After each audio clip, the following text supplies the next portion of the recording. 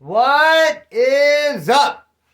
Thank you for coming to my channel, Prison POV. So, we're getting close, right down to the nitty gritty, right down to the wire. That podcast is soon approaching, and I just can't believe how fast time flies. Anyway, that's a whole video into itself. How fast time will fly. But already, this Sunday, the 22nd, Prison POV Splinter is going to go to Hoodstocks podcast.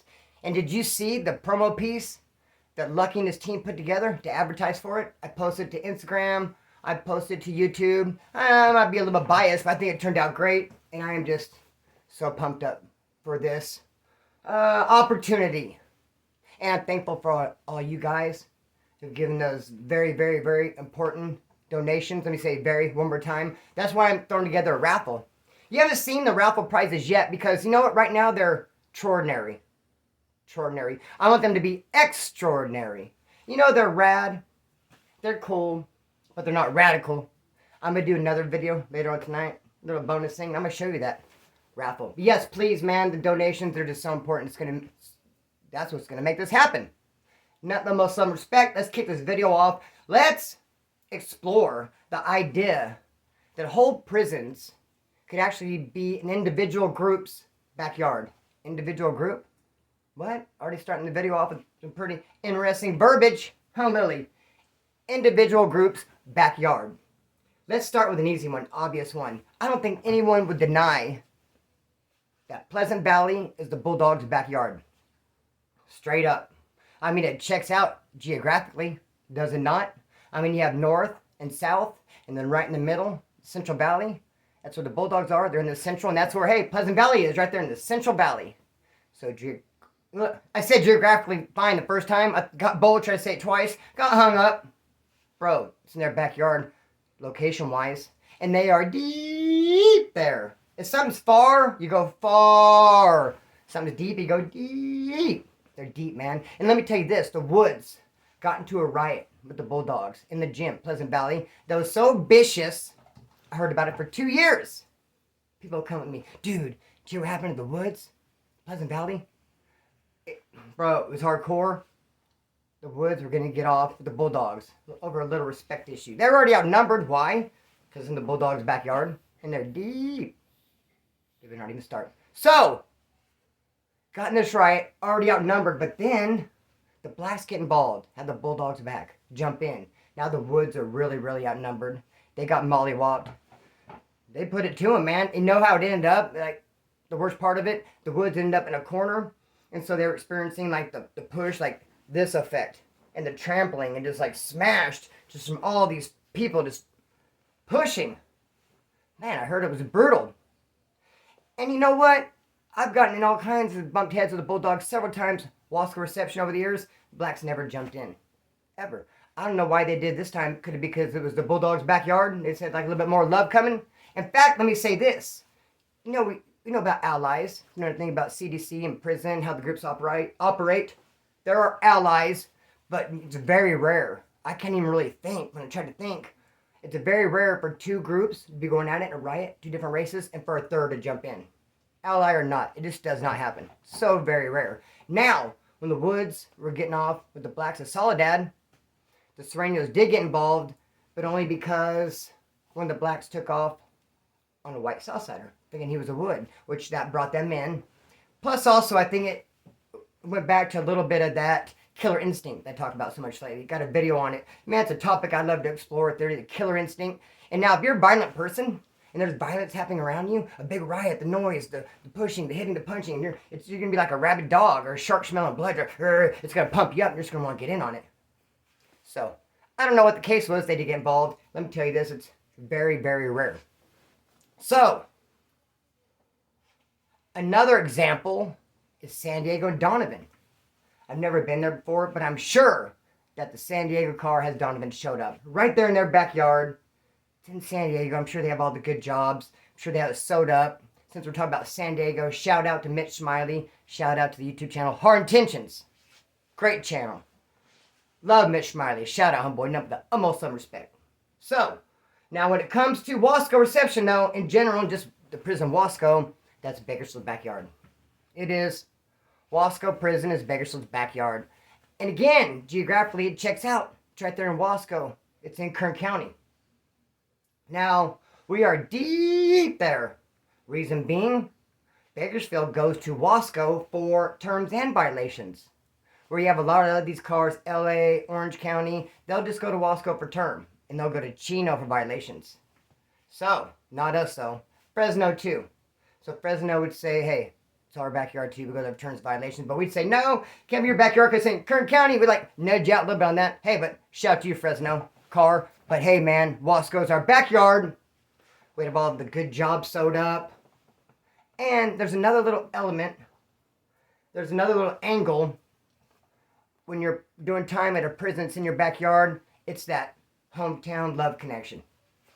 You know what I'm talking about? Hometown love connection. Because if you're doing time at a prison, I apologize, I'm just kind of referring to my notes. I knew I was missing a little point, and with the ADD that I have, ain't happening.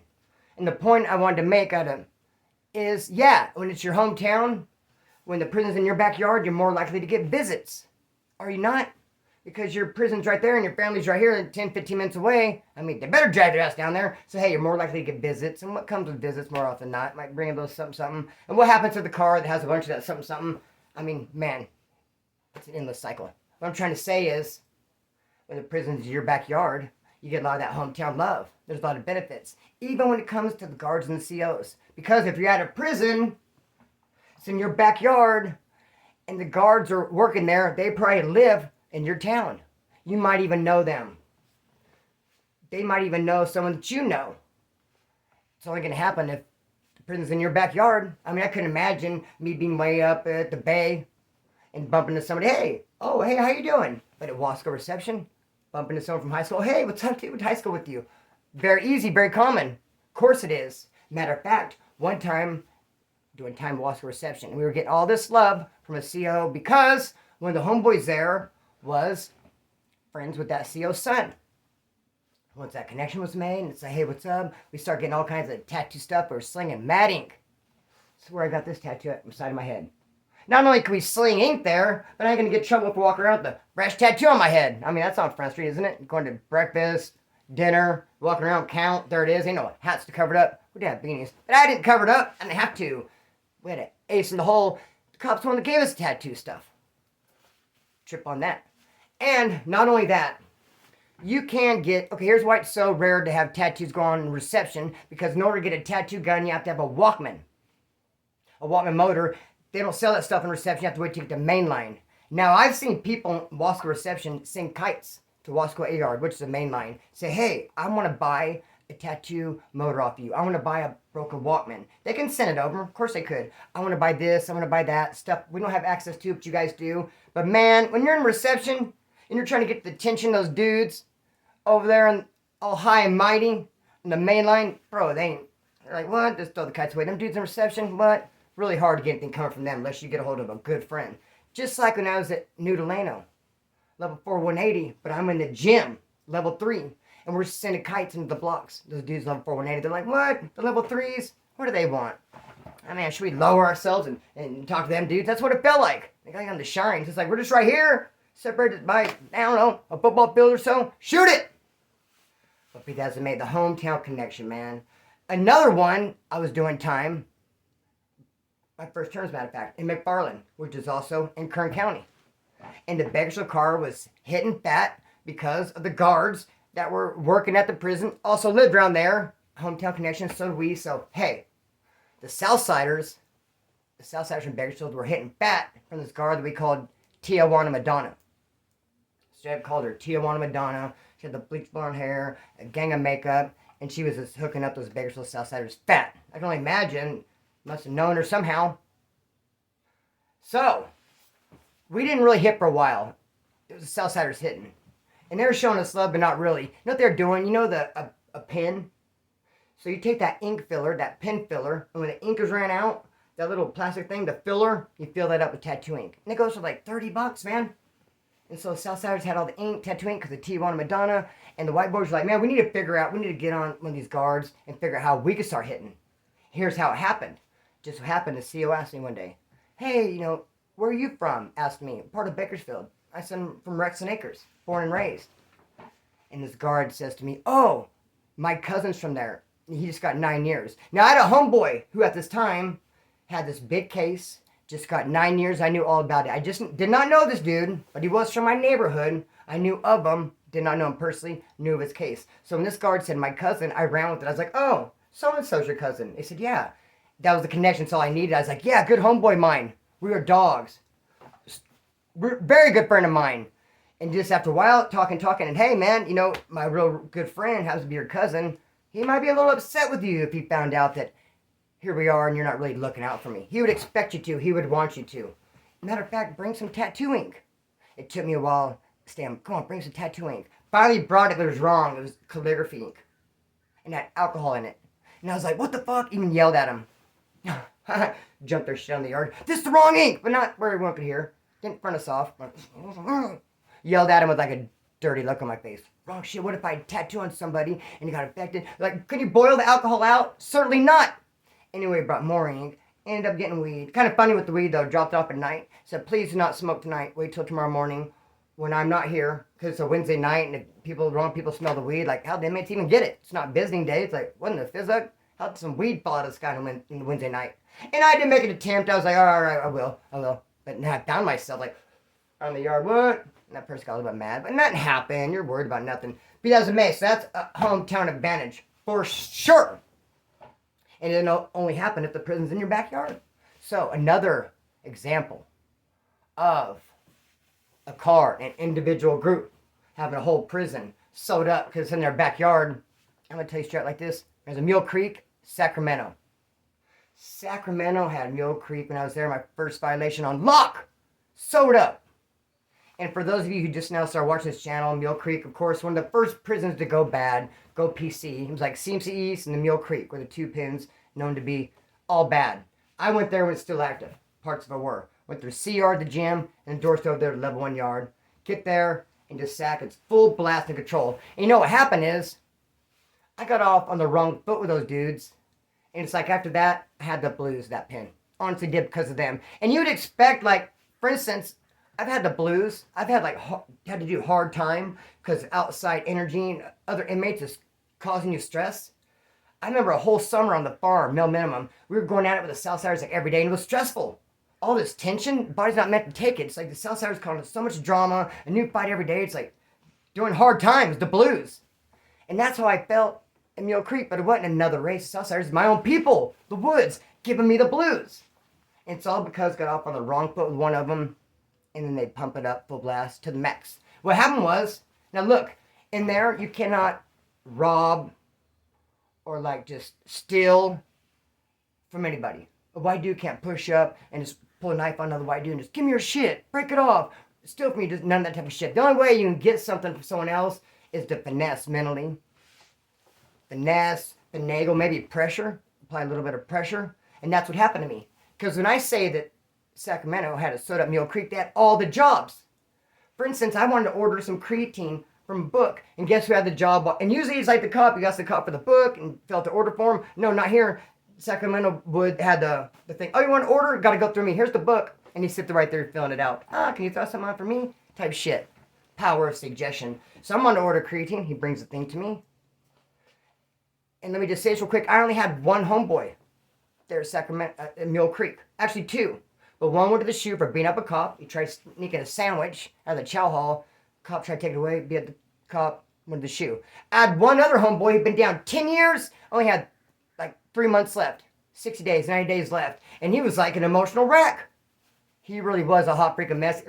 Reminded me of when I was in junior high school. I had a mouse. I wanted a mouse. This mouse I got, though, they put 5 mice in a snake's fucking aquarium, whatever, with a snake for mealtime, for dinner, and the snake ate only 4. Didn't eat that 5th mouse. And they even left that 5th mouse in there, that snake, for like a week, hoping it would eat it or whatever, and just didn't want it, rejected it. So they take that mouse out and sell it to me, and I get it, and it is emotional wreck. It even ended up killing itself. It went on top of the water bottle and jumped off and broke its neck. No lie. This fucking mouse I had was off the hook. It was a fucking hot mess, just like my homeboy. And I even called him Pete, the mouse's name. Fuck, Pete, chill out. Since I had no homeboys, I kicked it with Wood from San Francisco, who also had no homeboys. I was going to buy the creatine.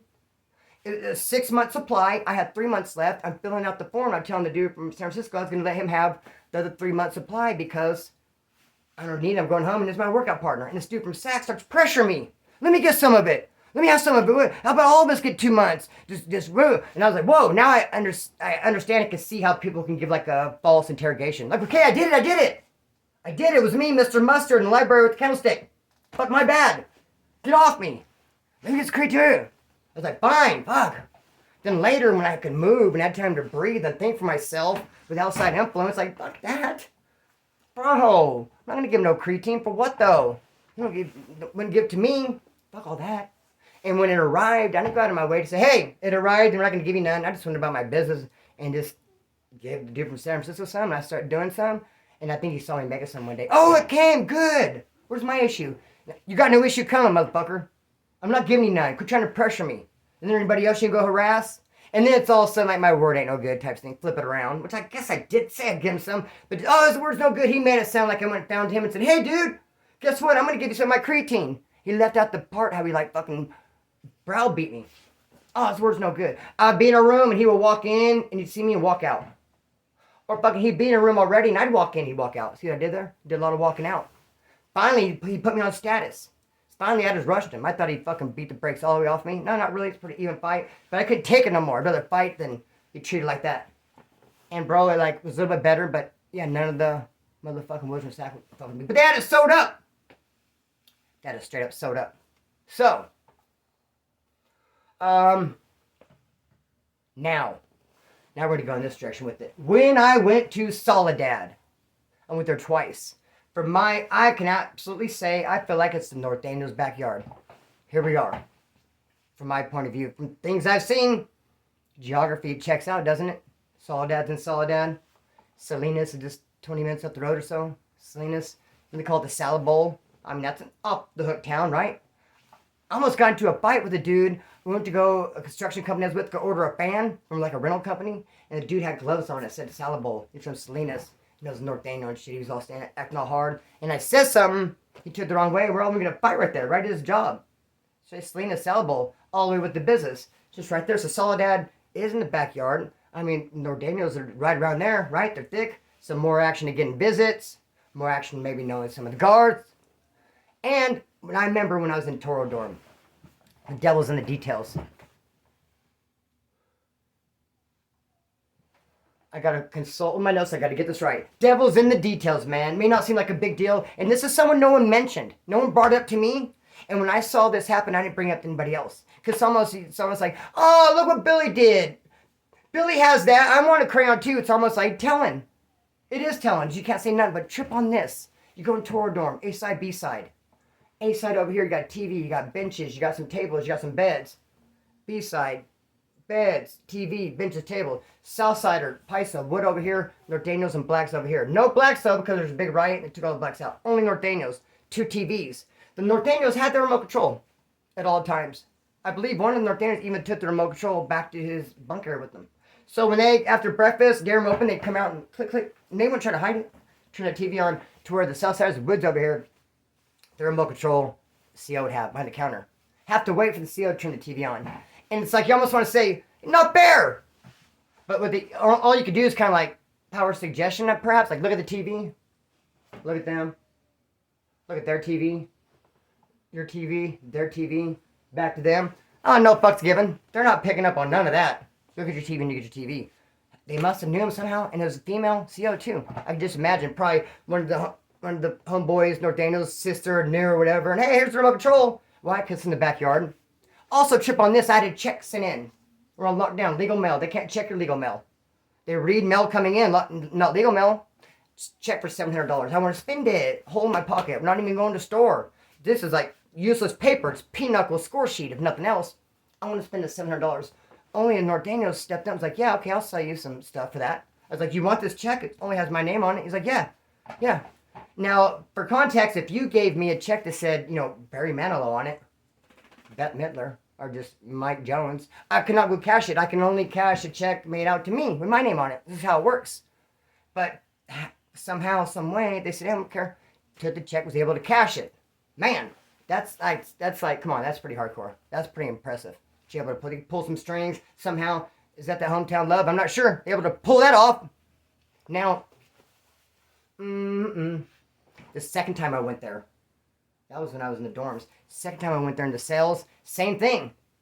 Nordanio was so freaking deep. I remember going to yard. That was like in the details. I remember going into yard after the lockdown. I mean, after the big riot we had, we were on lockdown forever. We came off the yard. The cops were real big on break it up. No grouping.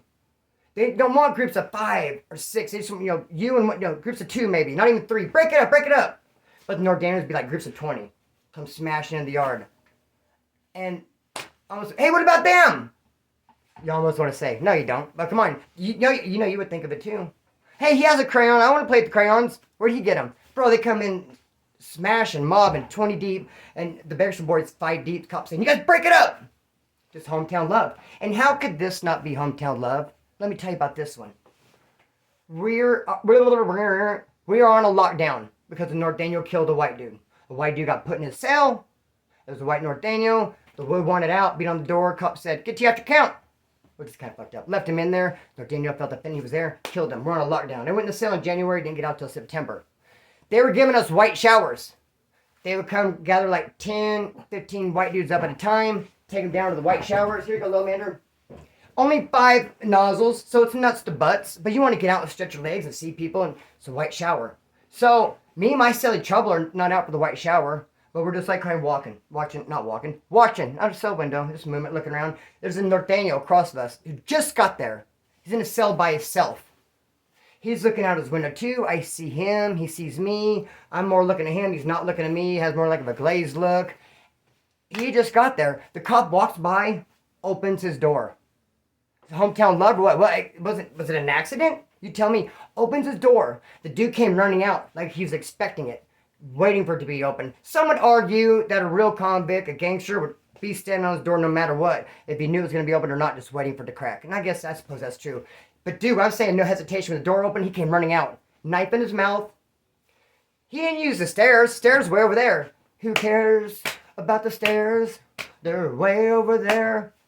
Kind of cool, huh? No, he Tarzaned it from the second tier. Knife in his mouth. Went in the shower and just started stabbing white dudes. Getting them. Of course, they're like, whoa, defensive. None of them attacking him till he started running away. The reason why I run away is because if you have a knife in prison and you use it, once you use it for what you're using it for, you get rid of it. You don't keep it because you'll get broke off gang of time. You'll not only catch a current term out of that county, okay, another 2 years, you have a strike, 4 years, 80%. You'll catch an in-house violation, that's another year. Then you go to the hole, 365 days. Dude, they'll stack those chips. Get rid of that thing. I mean, why do you need to keep it? Some people say, poke until the cops get there. Charlie Holmes, I would never. That's a setup for failure. There's no glory in that. Some people do it though. Get rid of it. And that's what he wanted to do. He wanted to slide under his homeboy's door and get rid of that thing. And a couple of white boys chased him down, got some run backs. Some dude named IE, call him Blue Eyed Devil. So, was that hometown love? Straight cracked the door and let him out, man. And they had all the critical worker jobs. Nordanos did. We came off lockdown. They had all the bomb jobs. My neighbor, the Nordan, would walk around with a briefcase. He would always give me a cigarette every night. Me in trouble. Dude, the windows are open in the back. You could reach back. He'd give us a cigarette. And one day I was like, hey, what job you got, man? He's like, they just let me run around. I said, what do you do? What kind of, he had a briefcase. Everyone knew, common knowledge, weapon stock in that briefcase. He just transported knives all over the place. Got out of the cell because he had a job, critical worker, but really didn't have a job. You can only get out of your cell after a lockdown if you're a critical worker. All these Nordanos are out, all critical workers. No white boy critical workers. Had it sewed up. It's in their backyard. So, man, I love you guys. No, the utmost love and respect. I'm going to do another video tonight. Hey, I might post tonight, True Crime. Thank you for the donations. Oh, I'm definitely going to do a video explaining the raffle. Please go subscribe to Hoodstocks. Go in the comment section and say, hey, shout out Prison BOB. Shout out Splinter. Coming soon. I couldn't do it without you guys. Love you guys with all my heart. You made my heart swell with pride. Shout out to the Point of View crew. I'm going to cut the string and let it fly. Peace.